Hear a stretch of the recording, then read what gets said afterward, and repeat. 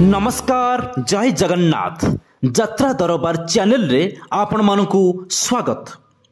यात्रा कमिटी महासंघ ओडिशार जरूरी सूचना जारी करिसंती।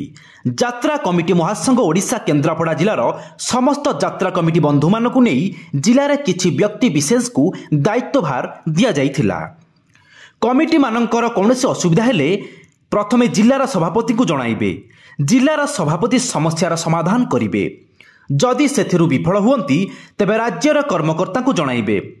किंतु एठी केन्द्रापड़ा जिलार सभापति निजर स्वार्थ पाई यात्रा कमिटी महासंघ ओडिशार नाँ को नहीं अनेक यात्रा अनुष्ठान को और कमिटी मानंकु निजर पदवी को अपव्यवहार करिबारु सभापति को नोटिस जारी करथिले।